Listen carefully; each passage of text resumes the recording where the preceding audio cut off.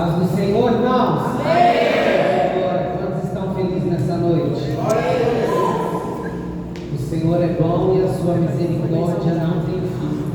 Quero aqui louvar o Senhor por mais uma oportunidade, aos pastores da casa, aos pastores presidentes, pela oportunidade.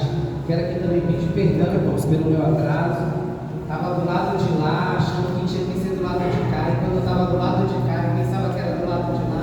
Aí o papai falou: não, é só passar por debaixo do túnel. Mas bem-aventurado é o Senhor que nos guardou e nos livrou. Amém? Irmão, você pode abrir a sua Bíblia aí, em 1 Samuel, capítulo de número 17. Nós vamos fazer uma lição da palavra, aquilo que o Senhor colocou no meu coração. Prometo não enfadar os irmãos e ser objetivo naquilo que o Pai tem. Amém? 1 Samuel, capítulo de número 17, versículo de número 17. Quem encontrou, diga: eu leio a Bíblia. Quem não encontrou, diga: só leio na prova.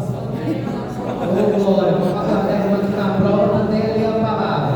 1 Samuel, capítulo de número 17, versículo de número 17. Diz assim: e disse Jessé a Davi seu filho: toma, peço para teus irmãos um efa deste grão tostado, e estes 10 pães. Quantos pães, igreja? 10. Quantos pães, igreja? 10. E corre a levá-los ao arraial, a teus irmãos. Porém, estes 10 queijos de leite leva ao capitão de 1000, e visitarás a teus irmãos, a ver se vão bem, e tomarás o seu penhor. Amém? Pode se aceitar em nome de Jesus Cristo, glorificando ao Senhor.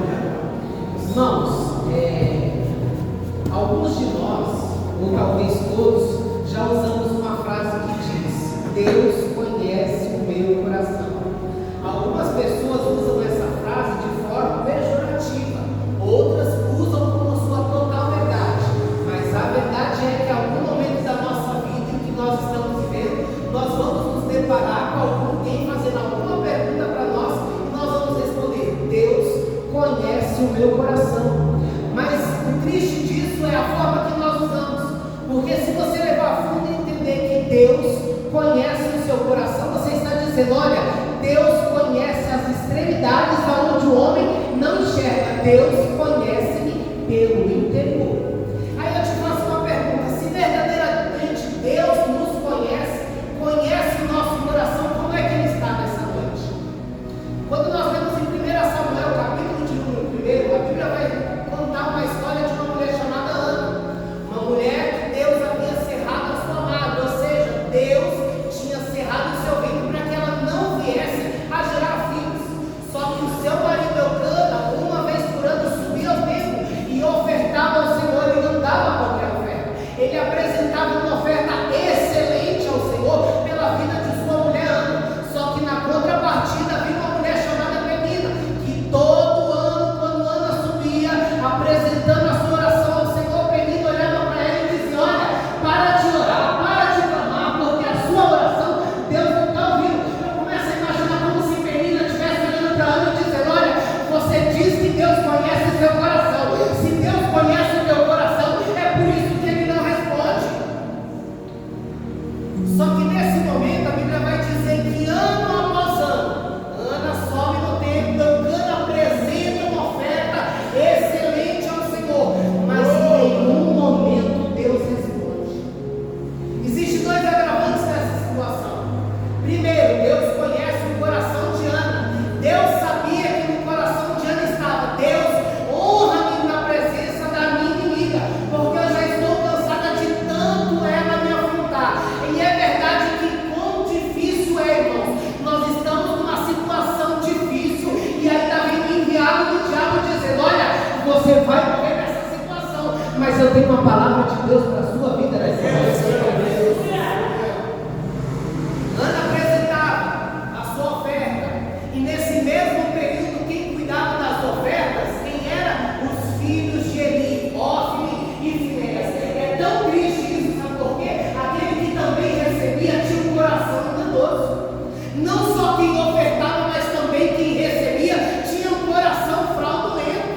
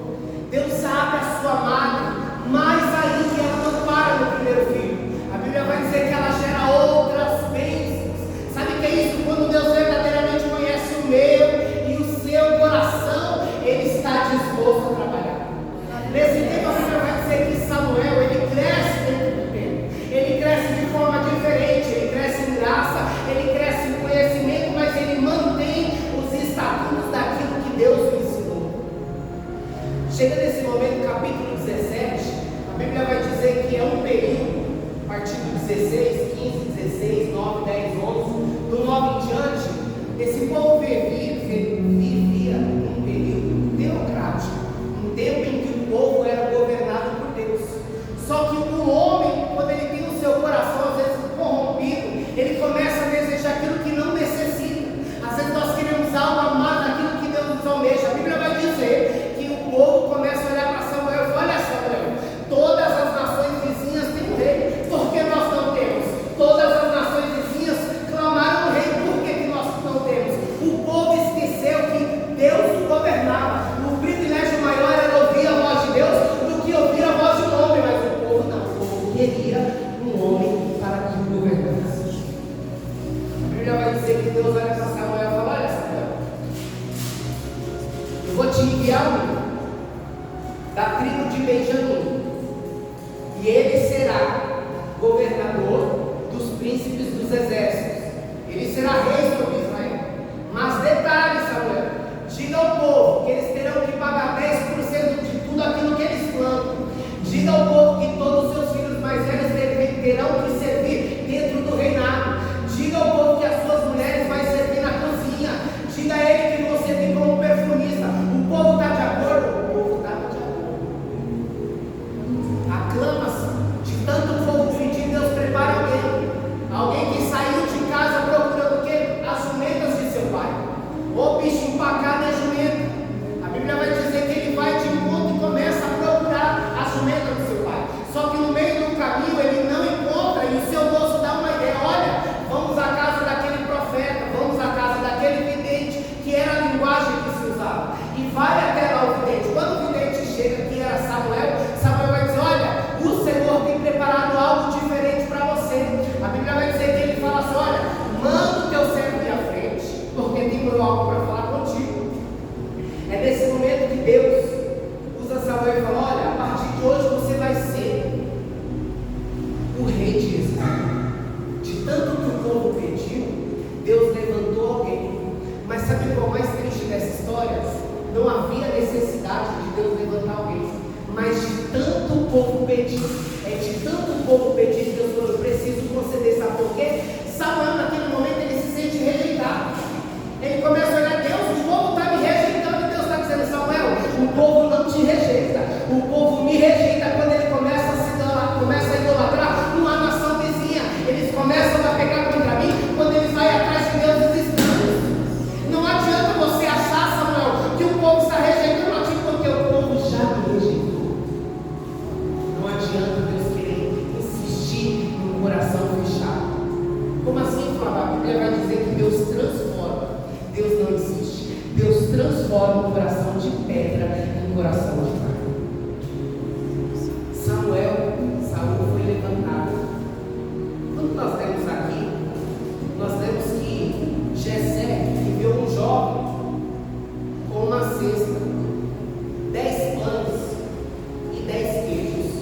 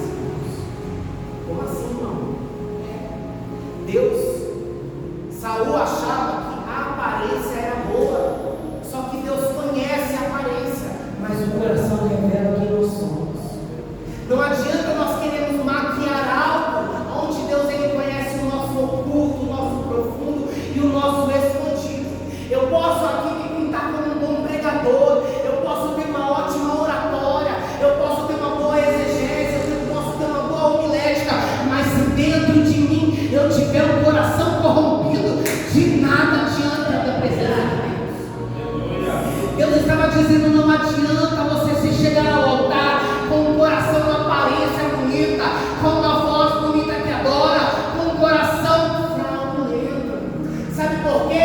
A aparência pode até enganar, mas no secreto Deus nos conhece. Deus dá uma ordem a Saul: olha, Saul, mata todo mundo, mata todos os amalequitas, não deixa nenhum, inclusive não deixa criança e nem animais, dos filisteus, perdão. Ele vai para a guerra. No meio da guerra, o que acontece? Ele dá uma ordem. O problema de Davi é a autossuficiência, achar que tudo está em seu poder. Então, quando nós nos sentimos autossuficientes, quem nos governa já não é mais Deus. Quando nós nos achamos autossuficientes, nós não vivemos para o propósito, nós vivemos para os nossos preceitos. Saul agora autossuficiente. Não, nós vamos ganhar essa guerra. Manda o povo, pode guardar. Guarda o melhor despojo da guerra. E deixa o rei vivo também, sabe por quê? Nós ganharemos outras batalhas se ele estiver como nosso escravo. Só que quando ele vai chegando em casa, os boi começam a rugir. E aí começa a ser revelado. A Bíblia vai dizer que não há pecado encoberto que Deus não deixa, não traga à tona. Eu lembro da história de Moisés, quando Moisés vai sair do Egito, a Bíblia vai dizer que ele segue um egípcio, e o que ele faz? Ele joga no deserto. Sabe qual é o problema? O problema é que no meio do deserto vai bater o vento, e todo vento que bate traz à tona tudo aquilo que está escondido. Na vida de Saul não foi diferente. O animal denunciou o seu pecado. A Bíblia diz que naquele momento Samuel olha para ele e fala: olha, da mesma maneira que você rejeitou a Deus, Deus tem rejeitado o seu trono. Deus não rejeita a Saul, Deus rejeita o seu reinado. Sabe por quê? Saul era bom. Uma coisa que nós temos que acreditar, que nós temos a certeza, é que Saul era um ótimo rei. Ele tinha um ótimo governo, mas o problema era, o governo era dele, não era de Deus. E todas as vezes que eu não quero ser governado por Deus, Deus não abre mão do seu governo. Sabe por quê? Enquanto eu estou na terra, eu sou o governo de Deus, e o céu só é manifesto na terra por intermédio de mim. E se eu não estou disposto a ser governado por esse céu, não adianta nada. Glória a Deus. Saul foi rejeitado. Irmãos, eu imagino Samuel, que ungiu Saul. Deus falando no pé do seu ouvido: eu rejeitei. Como assim, Senhor? Alguém que o Senhor constituiu e separou. E agora o que será da nação de Israel? Só que Deus na mesma hora já responde: olha, eu já preparei. O texto diz que ele falou assim: olha, eu já preparei alguém da casa de Jessé. Aleluia. O texto diz que ele já havia preparado. Irmãos, você conhece o Deus de já? Você conhece o Deus de surpresa? Ele falou: olha assim, eu já tenho me provido de um rei, ele é da casa de Jessé. Aí ele ainda vai continuar dizendo: olha, enche o teu chifre de azeite e vem. Ele não diz: enche o teu chifre de azeite e vai. Deus estava dizendo: o Deus de surpresa já está dentro da sua casa. O Deus de surpresa chegou primeiro. Aleluia, Santo Deus de Deus. Eu não sei quem entende nessa noite,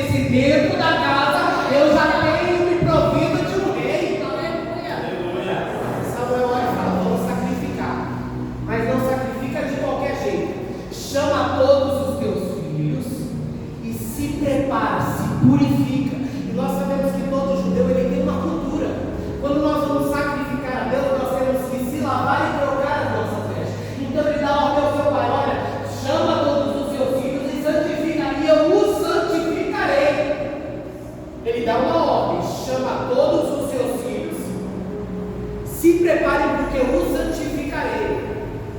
Jessé, Deus proveu dentro da minha casa. O Deus de surpresa que chegou aqui. Eu fico imaginando como Jessé estava sentado. Ou ele estava no sofá, ou ele estava deitado de vida, cabeça para cima, pensando em agora, como é que será da minha vida. Mas quando chega a autoridade, alguém tem que se levantar, porque nós não recebemos as pessoas que vêm de Deus de qualquer maneira. Como assim, Flávio? Entra na sala de um juiz de chinelo, entra na sala de um juiz de bermuda, entra na sala de um juiz de boné, entra na sala de um juiz de regata. Você não entra. Sabe por quê? Responsabilidades são poderes reservados por Deus. Não se apresenta diante de uma autoridade de qualquer maneira. Então, ele sabia que no livro de Levítico havia um ensinamento: prepara-se, se prepare para sacrificar. A Bíblia vai dizer que ele fala: olha, vamos lá então, Jessé, chama-se os seus filhos. Aí eu olho, quando o texto vai dizer que ele chama o mais velho, aí automaticamente Samuel fala: certamente. Irmão, o texto vai dizer que certamente é esse. Aí eu não consigo condenar Samuel, sabe por quê? Entra dentro da casa alguém que está de armadura, alguém que tem uma espada, alguém que tem uma boa aparência. Eu, como Samuel, diria também: certamente é esse. Sabe por quê? Nós não vemos como Deus vê, nós olhamos para a aparência. Então, quando Samuel está olhando para o filho mais velho de Jessé, não é que ele está errado, é porque aquilo que foi lhe apresentado é bom. Alguém aqui já usou tênis paralelo? Acredito que alguém já usou. Se não usou, conhece alguém? A gente vai na loja, procura o tênis, não tem o original, né? Aí tem a réplica boa, a réplica maravilhosa. Você olha e fala: ei, gente, o preço é parecido, você até compra, é até bonito, é até bom, mas quando você põe no pé, começa a falar: top. Sabe o que acontece? O problema não está na aparência, o problema está na eficiência. Meu Deus! Pela sua aparência, Deus vai te escolher pela sua eficiência. Olha!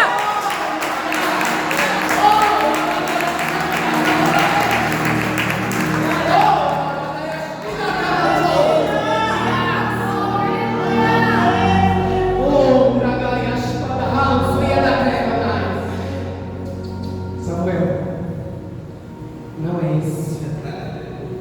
esse, Samuel. Não se atente para a aparência, porque eu sou Deus que conhece o coração. O primeiro foi rejeitado. Então vai ser o segundo. É certeza. Imagina Deus descendo, vai. Olha a intimidade do profeta e do sacerdote. Jessé perguntando: é esse? Deus revelando: não. É Jessé falando: então é esse? E Deus revelando, dizendo: não. É esse? E Deus revelando, dizendo: não. Aí chega o momento que acabaram os seus jovens. Deus mudou nessa casa. Deus não disse o nome de quem seria, mas Ele disse o nome do Pai. Aí eu te pergunto: quem é o Pai? Quem é pai e mãe? Ele vai saber. Se alguém fala para você: olha, chama o seu filho, porque eu tenho uma bênção maravilhosa para entregar sobre ele. Quem tem um ou mais de um vai trazer todos, não vai deixar alguém de fora. Só que a história vai dizer que a vida desse de fora era diferente. Quando o salmista escreve o Salmo de número 107, ele vai dizer assim: olha, eu tinha fome, porque não dava de comer. Ele vai dizer assim: olha, o Deus que pega do lixo, do monturo e faz se assentar na mesa dos príncipes, mas primeiro eu passei. A Bíblia vai dizer que Davi, ele não tinha o direito, oitavo filho de seu pai, ele não tinha o direito de sentar sobre a mesa. Então o que Davi comia, ele comia aquilo que sobrava. No canto de trás ele ia lá, juntava tudo aquele monturo, e do que sobrava ele comia. Talvez os seus irmãos pegavam o queijo, comiam o que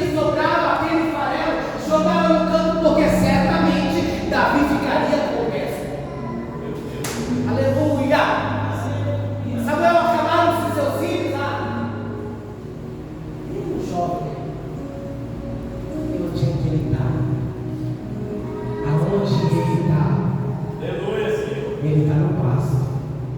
Então a verdade é, existem reis habitando em lugares desfavoráveis. Existem pessoas que têm o coração voltado para Deus, mas está vivendo um ambiente desfavorável. Existem pessoas que confiam em Deus, existem pessoas que andam na sua palavra, mas o ambiente que ele está vivendo hoje não condiz com isso.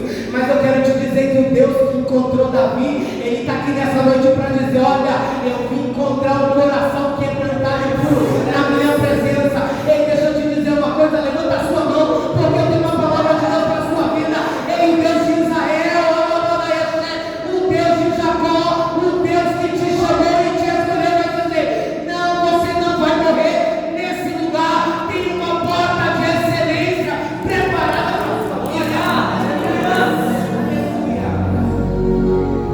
Então quer dizer que quando nós olhamos para o pasto, nós vemos que tem rei, mas o lugar errado é dentro da casa. Está todo mundo querendo sentar, mas Samuel ele vai dizer: não nos sentaremos à mesa enquanto ele não chegar.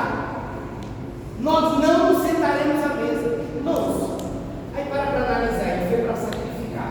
O sacrifício era um cordeiro.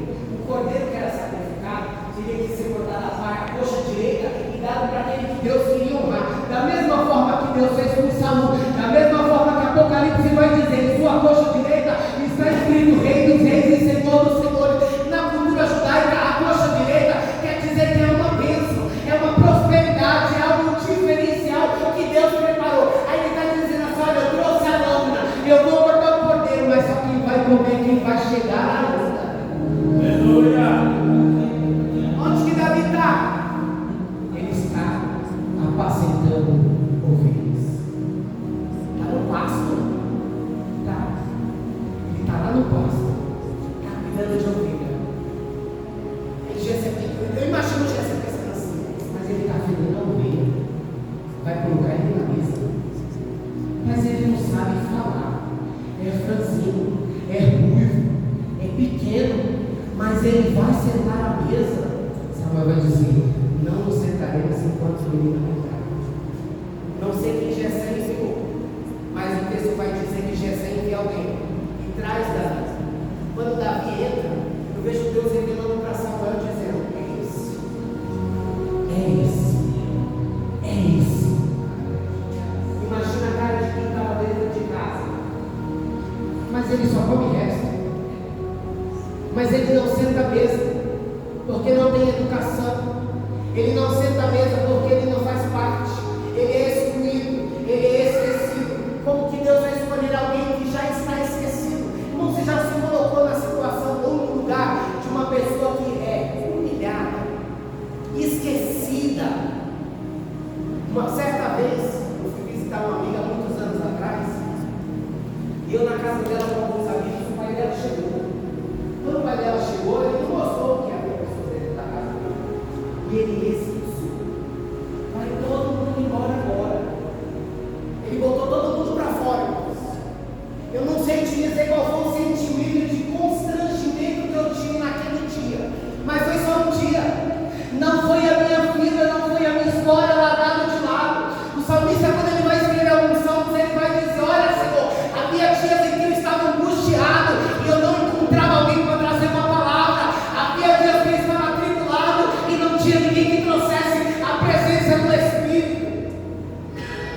Samuel, enche o chifre de azeite e vem. Só que Saul, pega um detalhe comigo. Quando Deus falou para Samuel: olha, unge Davi, Saul, pega um vaso de azeite e unge. Mas quando foi para Davi, ele falou diferente: enche o chifre de azeite e unge. Aí eu falei: pai, como assim? Eu nunca tinha tentado no detalhe que um foi ungido com vaso, outro com chifre.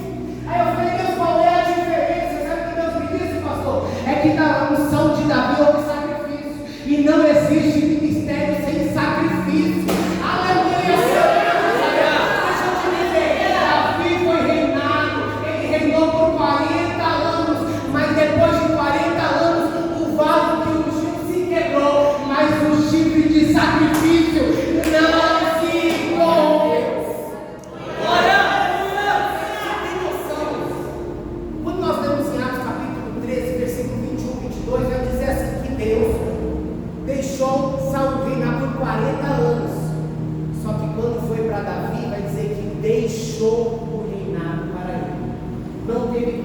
validade. Estão olhando para Davi dizendo assim: esse menino, sabe para que esse menino serve? Para pegar uma cestinha e levar comida para os irmãos.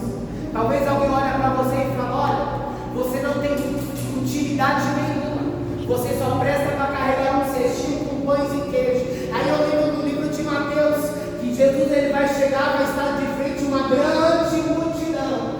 Jesus vai perguntar para os discípulos, alguém que anda junto, alguém que tem comunhão, alguém que tem palavra, e vai dizer: olha, e agora Jesus, manda esse povo embora.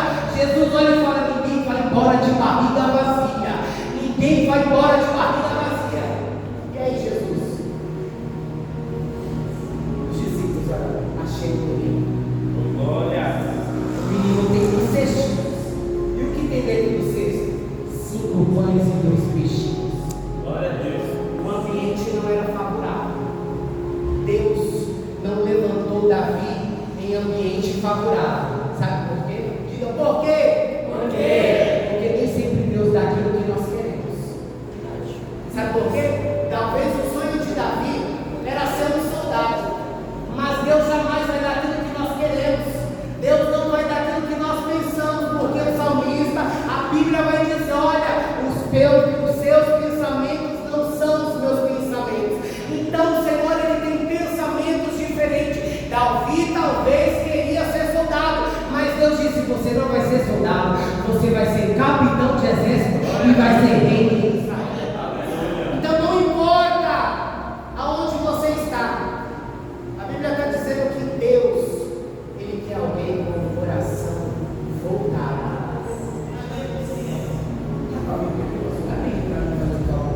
Salmo de número 89. Salmo de número 89. Se você quiser abrir, abre aí, irmão. Se não de Jesus Cristo. Estava na minha casa, você falou: abre aí. Salmo de número 89. Salmo de número 89. O versículo de número 20. Lê aí, pastor. Achei Davi, Achou quem? Davi, meu servo, com meu santo óleo ungido. Oh, aleluia! Deixa eu te falar. No livro de João, a Bíblia vai dizer assim: que uma mulher, ela quer adorar Jesus, ela quer ter intimidade com Jesus, ela tem uma vida desgraçada porque ela tem que buscar água, mas ela não vai buscar água na hora que todo mundo vai, ela vai em horário diferente porque ela sabe que se ela for no mesmo horário que todo mundo, vão criticar, vão falar mal. Então ela muda o horário, muda o caminho e chega lá. Quando ela chega no poço, ela encontra um homem, e o homem não está dando nada para ela, pelo contrário, é o único momento da história em que Jesus ele não dá nada, pelo contrário, ele pede: dá-me de beber. Aleluia! Como pedes a mim, Senhor, sendo mulher samaritana, o Senhor não pode se comunicar comigo, e tão pouco tem uma botija de azeite para retirar a água. Jesus está olhando para ele e dizendo assim: olha, eu não posso falar com você, mas decidi investir. Eu não tenho como beber, mas ficar no teu cântaro. Eu só bebo água no copo de quem eu tenho o quê? Intimidade, irmão. Aleluia! Aleluia. Jesus está dizendo assim: ó, eu vim até aqui para ser íntimo. E alguém que está sofrendo, está questionando. Mas como todo mundo diz que em Jerusalém que tem que adorar, eu tenho que subir até lá. E Jesus está dizendo: chegará a hora em que os verdadeiros adoradores o adorarão ao Pai em espírito e verdade, mas Deus assim está o procurando. Salmo de número 89, verso de número 20. Achei a Davi, o meu servo, e ungi com meu santo óleo. Você procura algo que você não perdeu? Eu não procuro. Você fala assim: fala onde é que está a sua Bíblia. Eu não preciso procurar porque eu sei que ela está aqui. Mas verdadeiro adorador Deus procura. Sabe por que eu posso entrar aqui? Eu posso orar, eu posso tributar louvor, eu posso chegar aqui, orar, clamar, pular, sapatear. Eu sou um adorador, mas no oculto na minha casa eu sou um verdadeiro adorador. Você coloca de pé em nome de Jesus. Aleluia, Deus de Israel.